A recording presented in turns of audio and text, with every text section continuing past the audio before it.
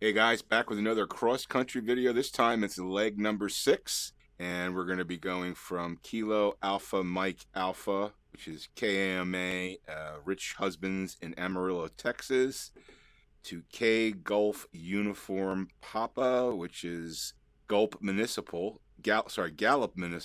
Airport in Gallup, New Mexico. It's 347 nautical miles. I'm in the Piper Seminole twin engine, so I'm going to be able to pop this up to about 150, 160 knots. And we should get there in about 2 hours and 30 minutes. You could see here on the sectional map, our husband's Amarillo, we're at 3,600 feet. We're going to be taking off on runway 22, and we'll make the trip across Texas into New Mexico. The elevation does get higher as we get to Gallup, and Gallup is at 6,500 approximately feet, 6,472. Gallup is a C non-towered airport, so we'll just contact CTAF when we get there. I'll go over the setup and stuff before we go briefing.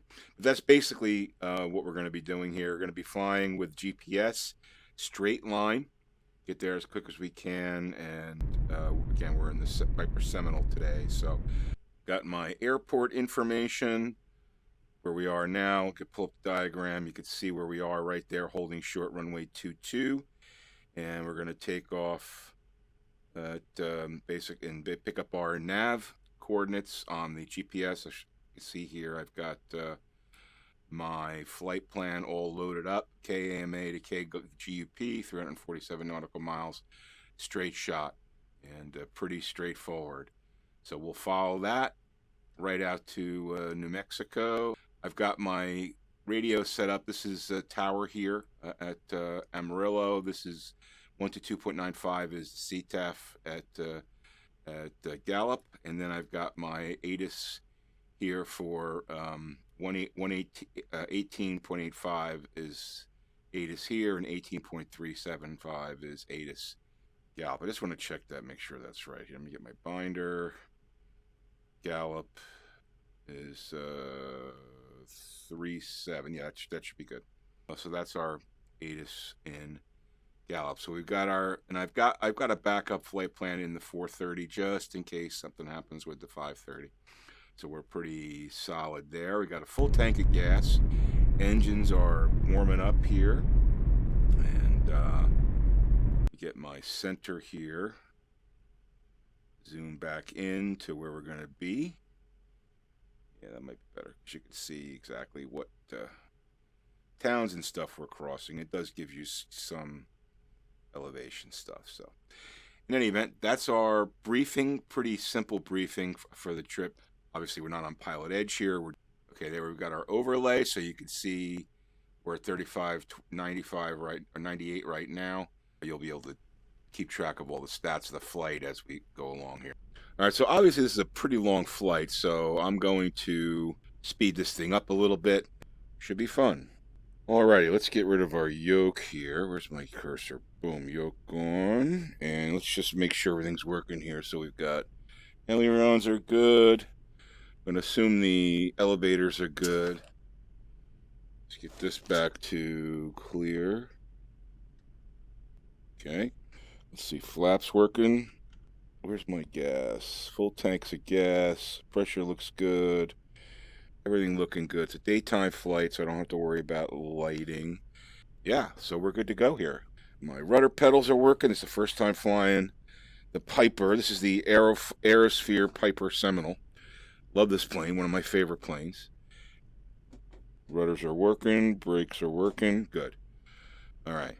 So we could call the tower and request. We would just say Amarillo Tower, Piper 328 Tango Delta, holding short runway 22. And they would give us clearance. And here we go.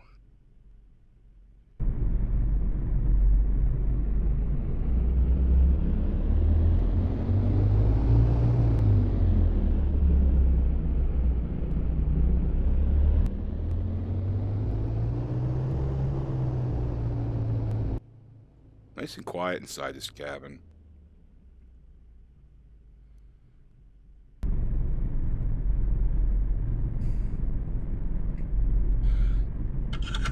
Gonna set flaps to 10% for takeoff.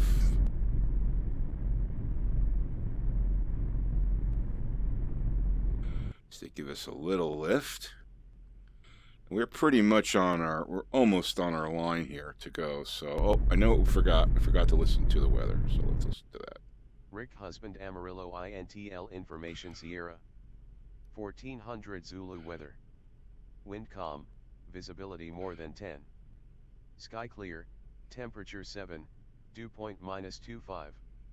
Altimeter 2992. Arriving runway 31, departing runway 31.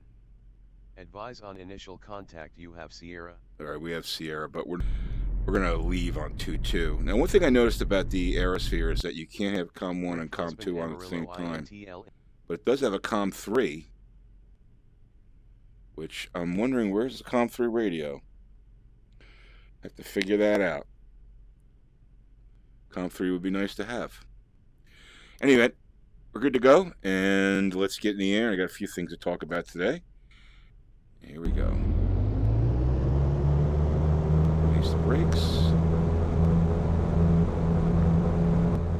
This is my first time taking off in the Piper with the rudder pedals, so need a little right rudder, not oh boy, oh boy, oh boy, oh boy, oh boy, oh boy. That's a little dicey. Get her up in the air. Ooh, that was dicey. Okay. Flaps up, gear up. That was definitely dicey. I'm gonna have to get used to that. Okay, so we're gonna fly at. I think we're gonna get up to about 8,000 today, because we're at 65 or 6,600 at our airport in New Mexico. So we're gonna need that altitude. Get to 8. Let's go to 8,000. Or maybe, you know what? Let's go to 9,000. It might even be better. Let's get our nav on. So put this on CDI on GPS. And we'll start to pick up the GPS vector.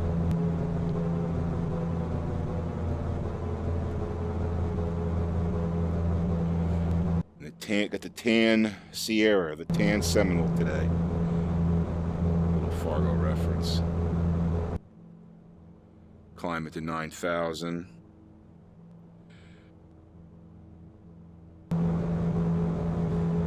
We got our speed. Climbing a little quick.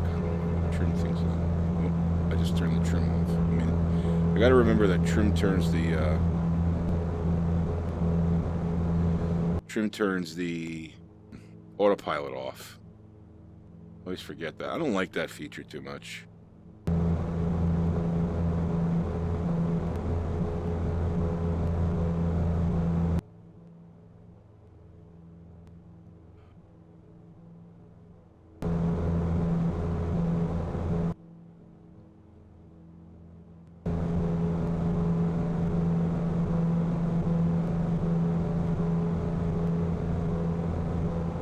Just climbing up to 9. That'll give us plenty of distance for when we get to New Mexico.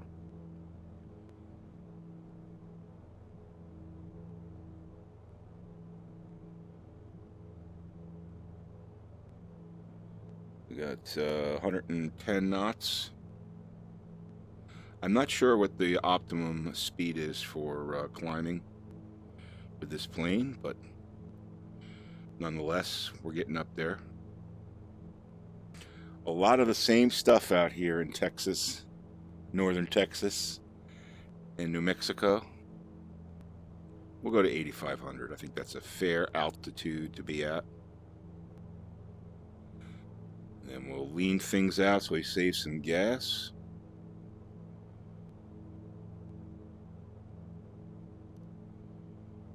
Alright, coming up to 8,500. And that's beautiful right there. Right on the nose, 8,500. Look at that. All right, so let's just check our EGT, and we can dial back the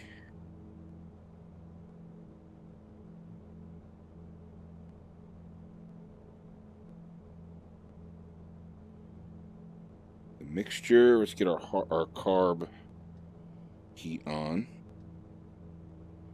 because we are pretty high up here.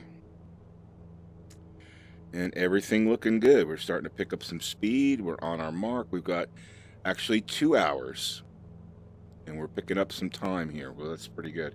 That's because I think 2 hours and 30 minutes was calculated on the Cessna. So I don't need my rudders right now. We're flying with GPS.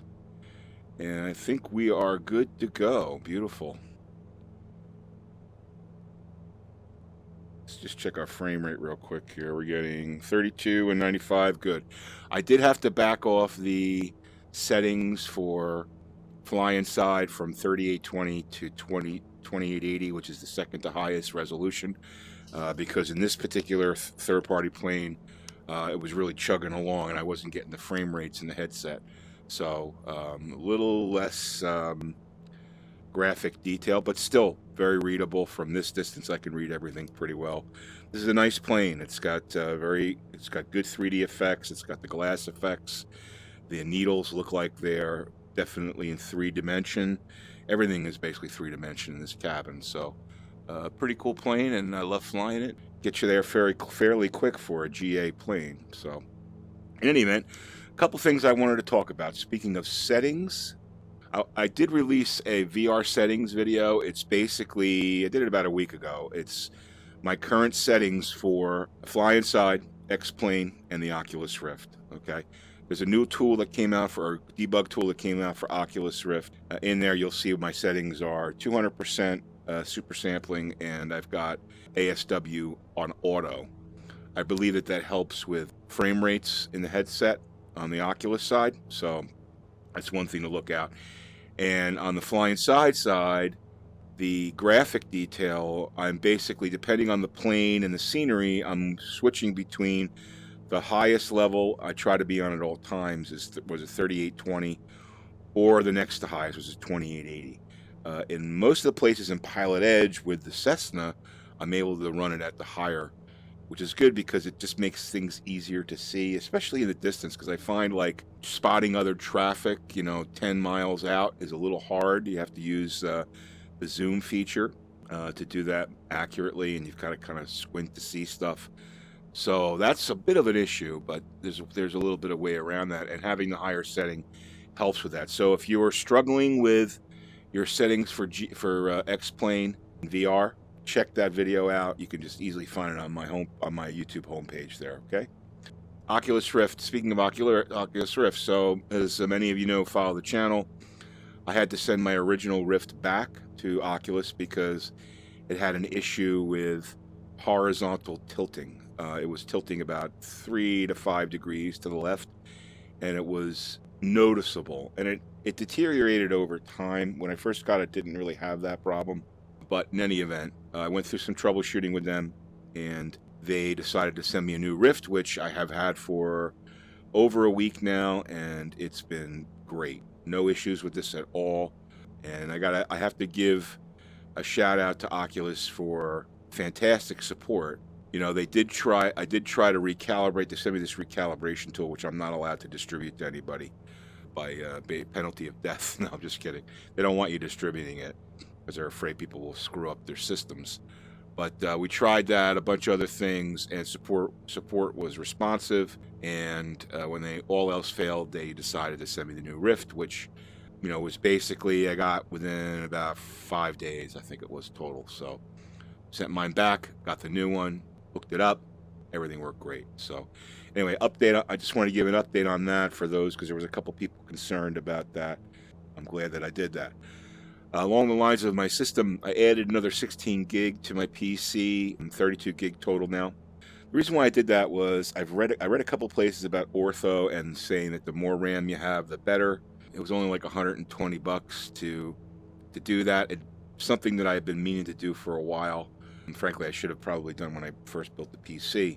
My system will go up to 64 gig, but I'm using 8 gig sticks. So I think 32 is going to be ample. And I've got to tell you that since I've upgraded, the stuttering in X-Plane has been less evident.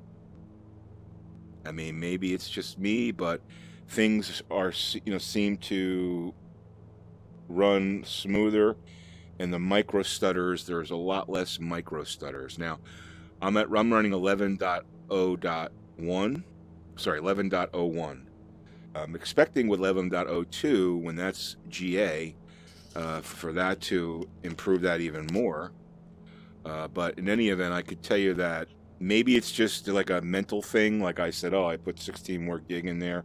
It's got to help. But I have seen, again, a lot less micro stutters, a lot less glitches in the scenery since I've done that. So, and it was a really simple upgrade. So I'm very glad I did that. Along the lines of the PC, I'm running an i7 6700 CPU right now, and I've got all SSDs, M.2 SSD for the boot drive, and SSD for my two. I have a Steam drive, and I have another drive where I run X-Plane and have the ortho, and I do other stuff. It's all SSD, and I know that's really only really matters on load times with X-Plane, but I'm feeling, and I've got the 1080 Ti, and I'm feeling like the 6700 CPU is not a bottleneck, because I'm really never utilizing it more than like 35%, and that's even with streaming. But it's the old chipset, the Z170 chipset. That's my motherboard, a Z170 motherboard, and I'm considering upgrading to a 7700K, which means, though, I'd have to upgrade my motherboard as well. So I'm looking into that merely because I could sell my old CPU and motherboard together for about $300 to $350. And the new CPU and motherboard would be about $500. So the net cost of the upgrade is like $200, which, I mean, that's a lot of money, but for $200, now I continue to future-proof my system. And everything I've looked into with Windows 10, hardware upgrades like that, Windows 10 can handle that pretty easily. So all I would have to do is replace the motherboard, pull out the I have it's an air-cooled system that I have for my CPU. Pull out the CPU, pull out the air cooler, pull out the CPU, new motherboard, new CPU. It's probably an afternoon job.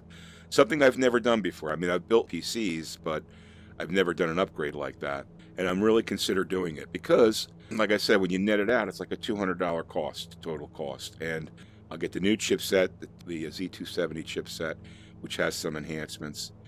And, it's not only for X-Plane, but for other stuff that I do. So I'm very strongly considering doing that, and we'll see. I have to make a decision on it.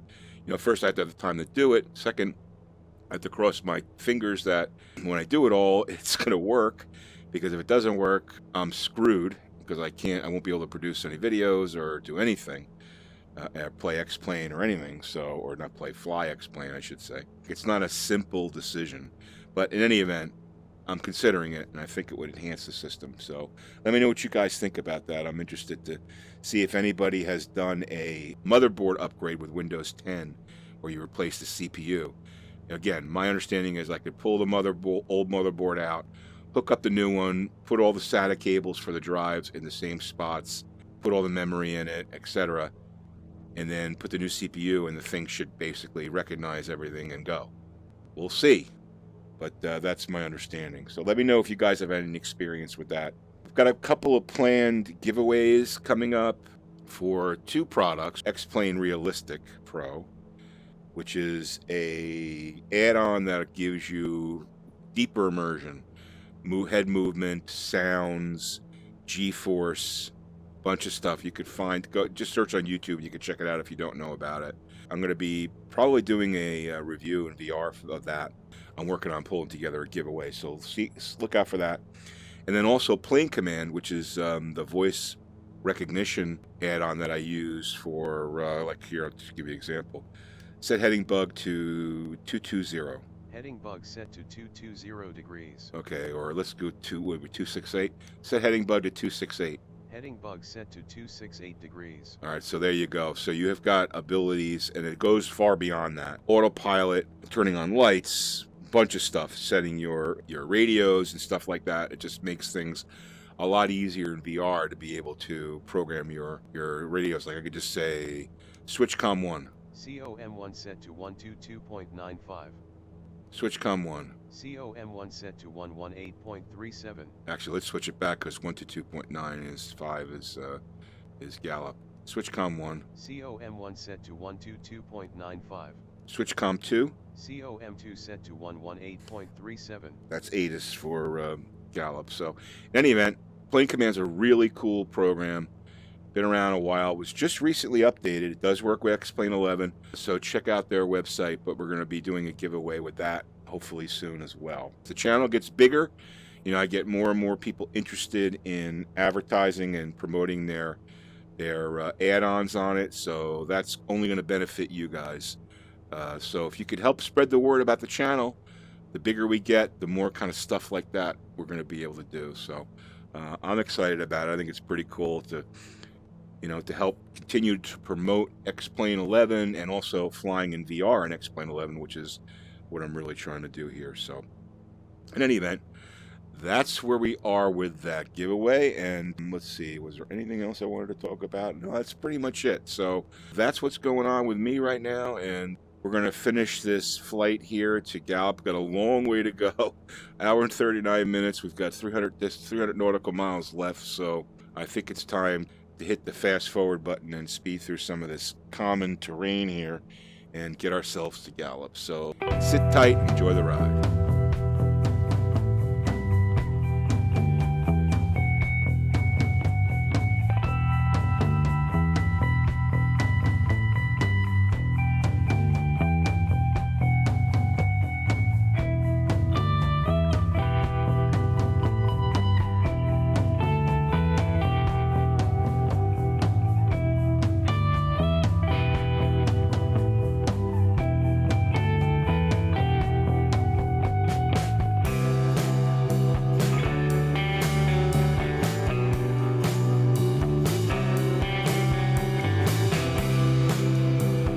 Alright guys, we've got about 188 nautical miles left, about an hour left to go here, and I'm noticing that the terrain is definitely higher than I thought. I'm at 8,500. I think I'm going to take this up to another 1,000 feet, because if you look out here in the distance, I've got a nice ridge. I guess that's the Southern Rockies? Maybe not. It's in New Mexico. I'm not really sure of the ranges here.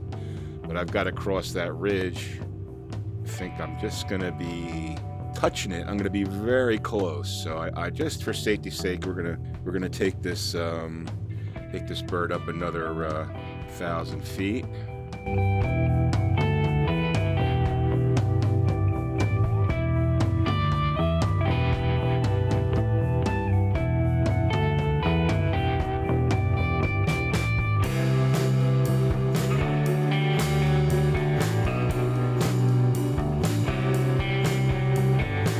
Alright guys, about 100 nautical miles left to go, 30 minutes left in the flight. We're cruising along at 182 knots ground speed. I do have a bit of a obstacle in front of me here. I'm pretty sure I'll get over it, but I'm gonna probably just think it's just a wise idea to bring it up a few thousand feet. So it's squirrely up here.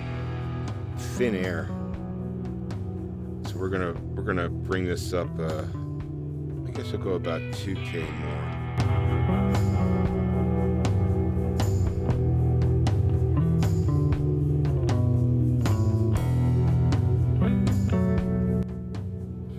Alright guys, we're 13 miles outside of Gallup, and we're going to let CTAF know when we're about 10 miles in. If we look forward there,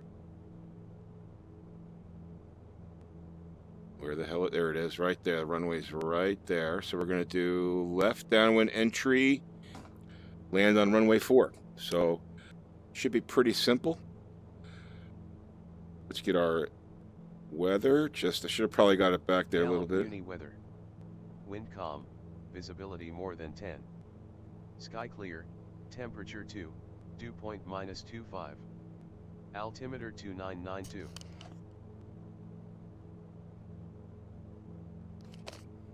Okay, that's about all we have. Okay. So we're back on we're on our 122.95 Gallup traffic, Seminole 328 Tango Delta, about approximately 9 miles east of the airport. Going to be entering in on a left downwind for runway 4, Seminole 328 Tango Delta. All right, so now we know where we're going to be, time to take it off auto, and we're going to have to get to the left here a little bit. Hard to see. Let's get our gump. So undercarriage, we don't have to worry about that yet. But we want our mixture in, prop in, and undercarriage and gas. We're good on gas. We're good on gas, so just make sure that's our runway. Yep, right there. So this is going to be tricky because it's hard to see. There's no real landmark, so we've never landed here before. But we should be okay.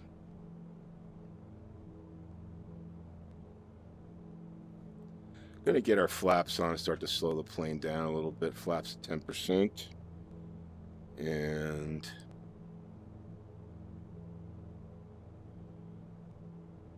we'll report to CTAF when we enter. On the downwind.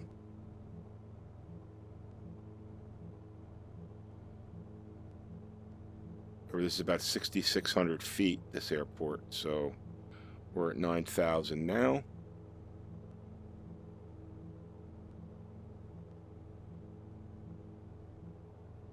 Starting to slow the plane down. I see the airfield, so pretty straightforward. Hopefully we got enough. I should have checked the length of it, but I think we should be fine. Looks like there's a train yard right there. Interesting. All right, we're at about 135 knots right now. We're going to be entering the downwind.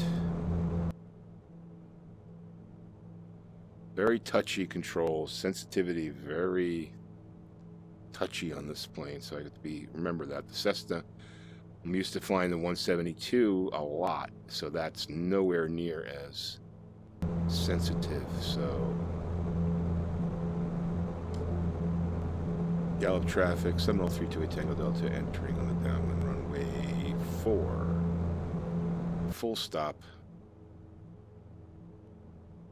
Gallup traffic. All right, so everybody knows what we're going to be doing. Now we're in the pattern now. So now we just do our left base and our final. Let's get our gear down. Well, we'll do our gear down on our final, I think.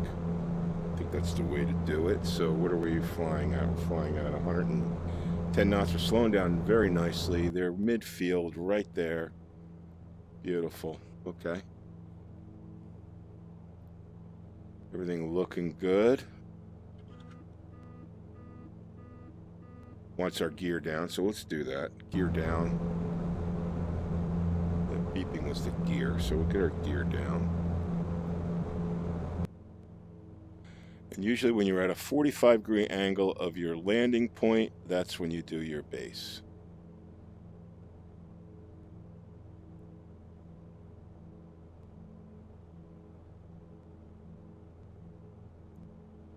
I think we're looking pretty damn good here. Gallup traffic, Seminole 328 Tango Delta, turning left base for runway 4, full stop, Gallup. All right.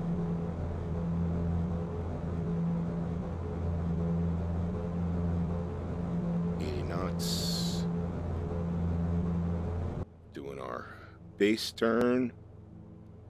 Runway's right there. Beautiful. Got some elevated it's actually an elevated highway there. You see how much I'm learning about flying during this leg. Like when I first started, I would never do a pattern to enter a plane. I would just enter in straight. Gallop traffic, Seminole 328 Tango Delta, turning final, runway 4, full stop, gallop. All right, here we go. Flaps to full.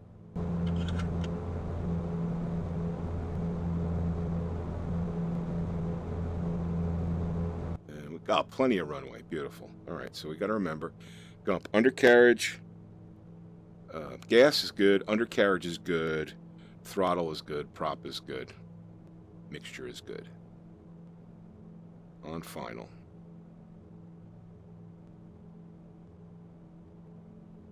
Flaps are full. We're slowing the plane down.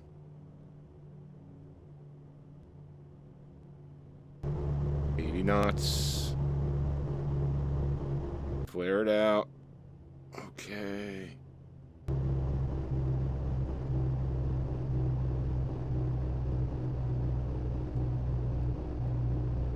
Oh, beautiful.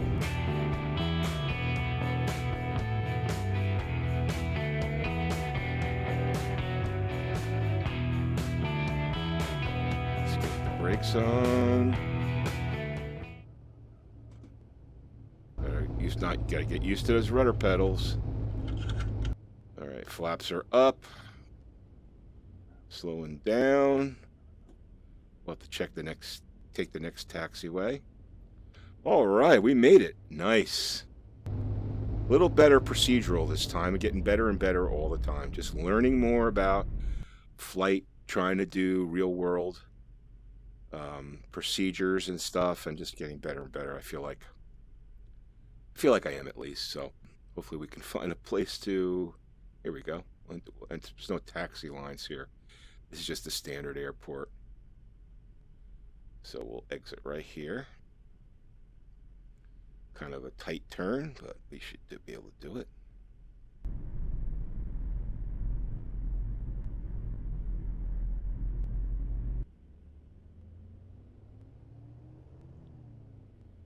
And we'll park right over there. We're in beautiful Gallup, New Mexico. Made it safe and sound.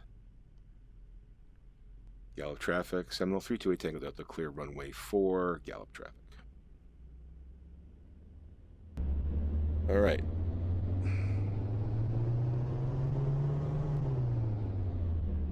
Let's get ourselves turned around here to the runway and park it. Go grab a bite to eat, $100 hamburger, or in this case probably a $1,000 hamburger. Set parking brake. Brake set. Beautiful.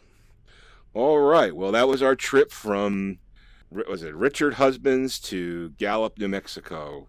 Awesome trip, a lot of fun. I'm glad you guys were along for the ride. Leg 7's complete. Only 3 more legs to go. I believe we go to Las Vegas. Actually, 2 more legs, I think. Las Vegas is next, I believe, but I'll check that. Then we can head on into San Diego and complete this cross-country trip that I started probably about a month ago. Thanks for watching, guys. Hit the like button if you like what you saw today. Don't forget to subscribe to Bambino Games for more virtual reality flying with X-Plane 11 in this beautiful AeroSphere Piper Seminole. And be sure to share this video and the other videos with other people that are interested in virtual aviation, and especially in VR. Thanks for your comments and suggestions, guys, and have a great day.